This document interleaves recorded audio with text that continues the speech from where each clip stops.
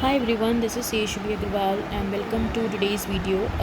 Today I'll be discussing newspaper highlights from Economic Times dated 24th September 2023. So the first article is as Macron units kicks off, government says two more proposal likely. So US chipmaker Macron broke ground for its 2.75 billion chip packaging plant at Sanand in Gujarat on Saturday, marking a significant milestone in India's goal to emerge uh,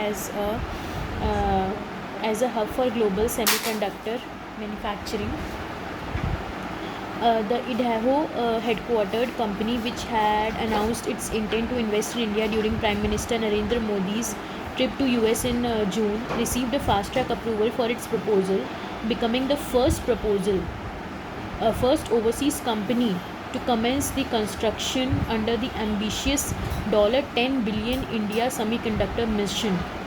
The entire global semiconductor industry is feeling very confident about India now. This was said by Union IT and Electronics Minister Ashwini Vaishnaw at the groundbreaking ceremony. We could see at least two large proposals in coming few months which will establish India as leader in some of the niche semiconductor products, he said. Then need global legal framework to combat terrorism. This was said by Modi. So what is he saying is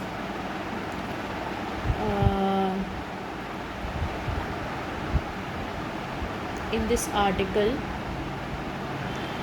Prime Minister Narendra Modi underlined the need to use technology in the legal system. In this age of connectedness, where borders and jurisdiction are immaterial for some entities, when dangers are global, ways to deal with them should also be global, Prime Minister Modi said. He touched upon cyber terrorism, money laundering, and possibilities of misuse of artificial intelligence, and said that preparing a global framework for such issues goes beyond just government matters but calls for connectedness among the legal framework of different countries. Modi also stressed on stronger mechanisms for alternate dispute resolutions like Lok Adalats in India to reduce the huge pendency of cases, and also the need to make available judgments to the common people in simple language for easy understanding. Speaking at International Lawyers Conference here on Saturday, Modi said for years the judiciary and the bar have been guardians of Indian judicial system. Lawyers had played a significant role in the freedom struggle, and many eminent freedom fighters like Mahatma Gandhi, Jawaharlal Nehru, Rajendra Prasad, B.R. Ambedkar were from this fraternity. Experience of the legal profession has worked to strengthen the foundation of independent India, and today's impartial judicial system has also helped in boosting the confidence of the world in India, Modi said. The strong, independent, and unbiased legal system in India will help it achieve the goal of becoming developed nation by 2047, he said. Now, working moms in law lift female employment. So this is a new trend which is being observed. So in Indians urban household where mother-in-law is employed, daughters-in-law are 70% more likely to be employed, and 50% are more likely and 50% more likely in rural areas. The study said women in India are far more likely to seek formal employment if their mother-in-law has a job.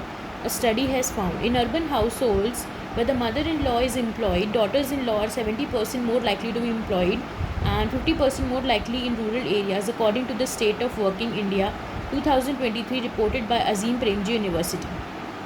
Mothers-in-law are often feared or revered by younger Indian women who traditionally move into the groom's family after marriage.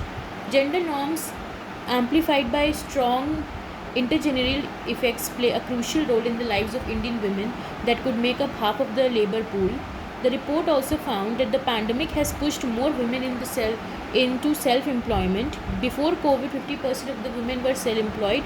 That is rising to 60%, resulting in decline in real earnings. The workforce participation rate for women in India is rising, but not for the right reasons.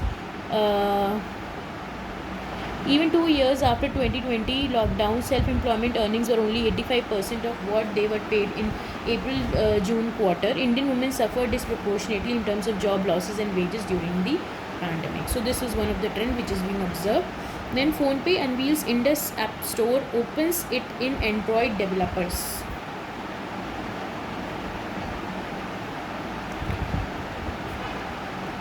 So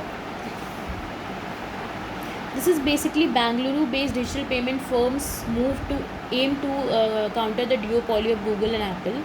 Digital payment firm PhonePe on Saturday announced the launch of its Indus App Store developer platform and opened it to other Android developers in a bid to challenge the duopoly of Google and Apple.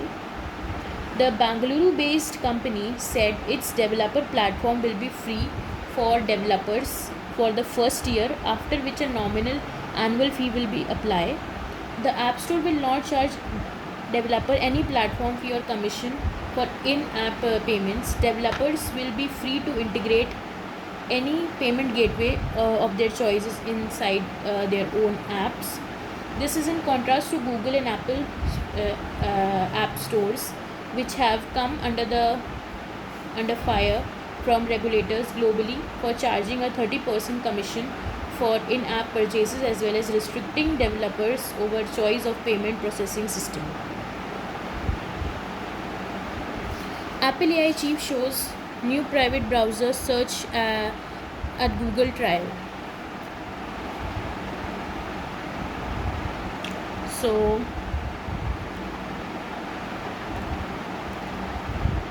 John Glandria, a former top Google executive who decamped to Apple Inc. to head its artificial intelligence business, pointed out a quiet change in latest iPhone software update that allows users to select a search engine other than the Google when browsing the internet in private mode.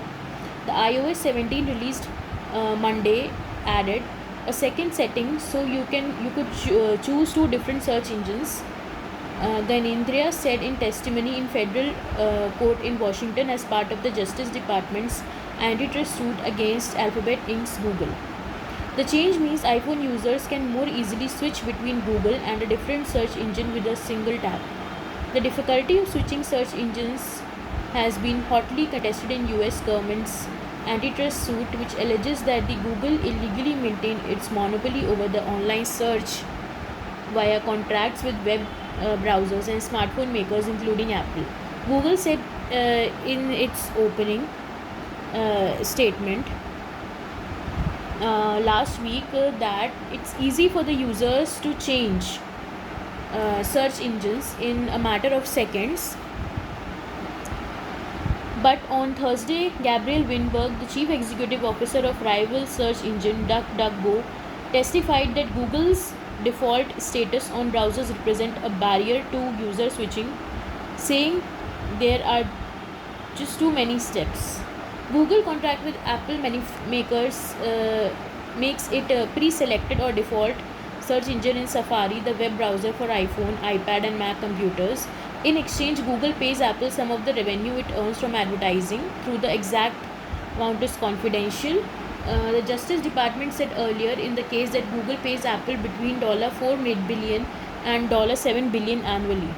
In this testimony, Gyanendra said Google will still be the default search engine for Safari in private mode, which doesn't keep a history of websites' unit visits, but users will now have more choice to pick Yahoo Inc., Microsoft Corp, Bing's, DuckDuckGo, Ecosia or private browsing, he said.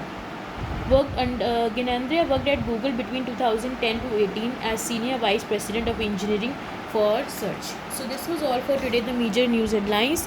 I'll meet you tomorrow in the next video for 25th September. Till then, bye, take care and have a good day. Thank you so much for watching.